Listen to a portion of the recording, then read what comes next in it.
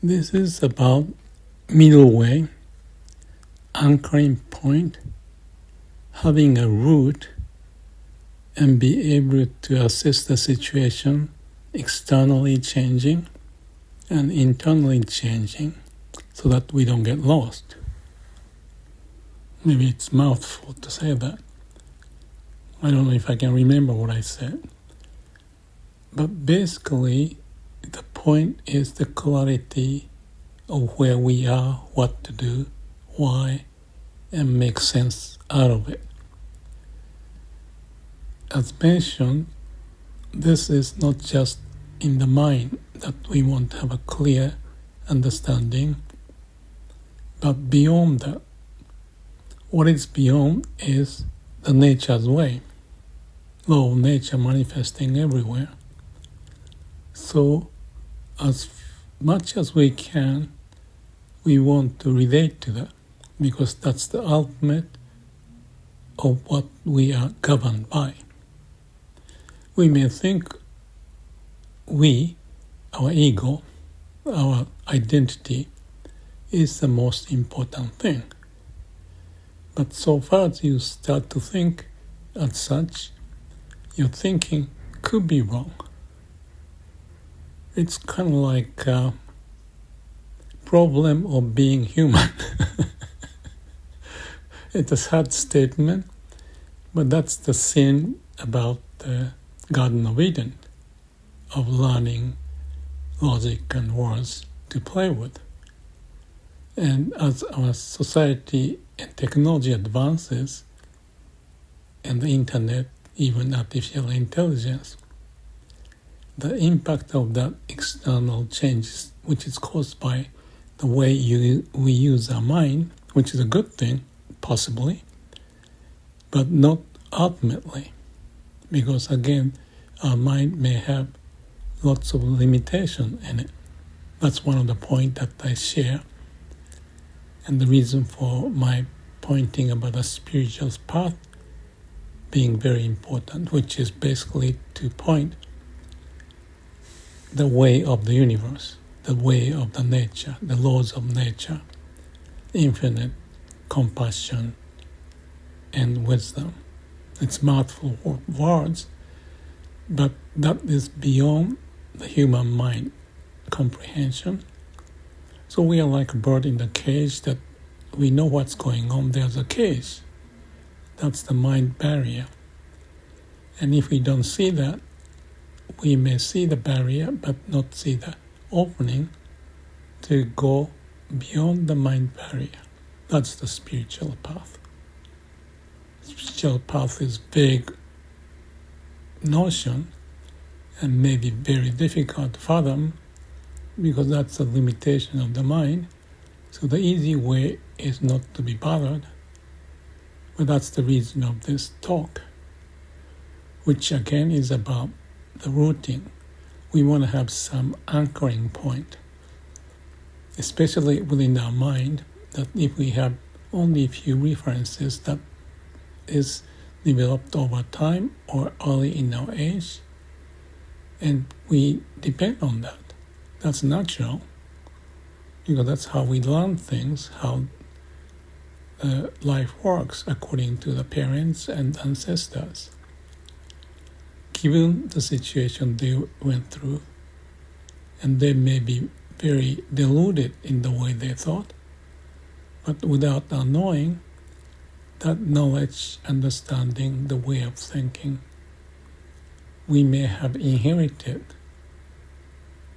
And some are less so than others, but no matter what the background, I think it is each person's duty, so that each has a way to evolve, and therefore the human evolution. So maybe this was a bit conceptual discussion, but let's get into the specifics if I can. I was thinking about having a good reference point, and I was sharing in my Facebook group that we need to have a good reference point. But to create a good reference point, we may need to explore, and to explore well, not in the wrong direction, we again need a good antenna, the source of information and how to digest, how it may help us to learn what we are talking about, which is basically related to our evolution, going beyond the constraint of our mind so that we have less suffering, more opportunity, which is in line to the way the universe operates. And if we violate the operating principle of the universe, which may not be clear for each of us because of the limitation of the mind, then we are kind of stuck in this limited mind. Okay, AI may help, but in the path there may be lots of problems caused by us not understanding who we are, how we operate. So it's a fairly convoluted situation, but the middle way, the notion I mentioned earlier, is the way to do some exploration, but not too much. To explore, to have a good reference point you can find, but if you have more than you can handle, you get lost. So there has to have some judgment of how much is good enough depending upon the situation. And without knowing all the pictures and other reference points that we can acquire, we don't know how to make the judgment. So it's just a continuous process. We have to know more about the external challenges, opportunities happening, as well as to know ourselves so that we can make a good judgment, good reference point, especially to have an anchoring point. So be specific to this discussion. I want to share my case of how I encounter those anchoring points. Right or wrong, because nobody is sure of what you do, but over time of my 70-some years of my life, I can say, perhaps especially in my 20s, 30s, and on, 35, 40, I have several people, and because of my background in Japan, there are a few Japanese whom you may not know much about, but let me just give you some idea for your reference. In the States, there may be different references. Some of the people, like Charlie Munger, talks about Ben Franklin. I studied a bit, but again, my time was limited, and when I study, I want to find anchoring point that I can get lots of information so that I can check and balance with that reference. Early on, Thomas Alva Edison, for his initiative to explore, that was one. Then, reading Pensée from Pascal, I questioned the limitation of the human and what can be done to live my life well. Later, I found Daisetz Suzuki when I was about 30 years old. And before that, I had engineering mind, but then into management, but then further into spiritual path, especially Zen. And I studied a lot because I checked first to see if he's reliable, and I checked actually not his own writing, but I checked how he was received in the society, and he had a very good reputation from the reliable source, from those who I thought could be very wise. So how can he be so wise to attract but live his own simple life as a Zen monk or Zen scholar? And I thought at the time this is a good reference point to have, not just Edison and Pascal, but there's some meaningful approach possibly that I can to know myself better, because he had so many books written in Japanese and English. I have more Japanese, actually. There are hundreds of books. And I thought, well, actually, after 5 years or so, I read pretty much all of it. But then still, the notion at the time of buying so many books is because I thought I can sort of enjoy also intellectual curiosity as to how I may operate at the later years of my life, focusing on who I am, what life is, to conclude. So that was one important moment at the age about 30. About the same time, I met Masakazu Nakayama, who wrote also about Zen, and lucky enough, I could spend time with him over the next 15 years or so. I was living in the States, but I could visit Japan and meet him as if he's a good friend, and I gained a lot. And his view confirmed the view of Zen. That's what I studied for and experienced in the next 40 years, 30 years, 40 years or so, including the meditation in Vipassana and study of Dogen and many sutras. And there are lots of them, even now. Even I've read many times many of those. I can have new findings out of the same book I've read. So good reference is important. And I would add one more thing about the reference, which is about the management. Matsushita is the one, Konosuke Matsushita, the founder of Panasonic. And he has also written books and very respected, so I gained a lot from his book. His character, personality, and the time he went through in Japan, especially after the war or even before the war, was quite an amazing story.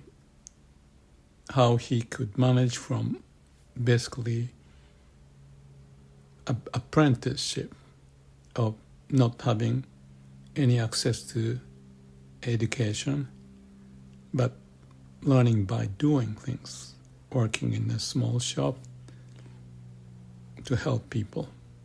And he has to live in that environment. In the meantime, he read lots of books, and out of that, with his experience and reading and trial and error, and starting to found his own company that then became Matsushita Electric, or later they call it Panasonic.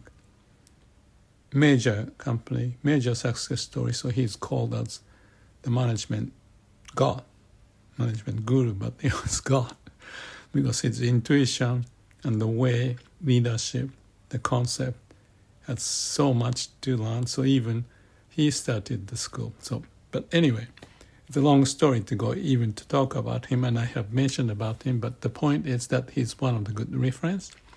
And in his way of approaching life and management, there's a lot to go with it, and therefore I wrote a book about waste elimination and empowerment, leadership, and those benefit from his learning, and therefore I made my life in that process, even to the point of the book where Dalai Lama gave me a foreword about the compassion, the warm heart, using the brain, listen to your heart, and live with your mission.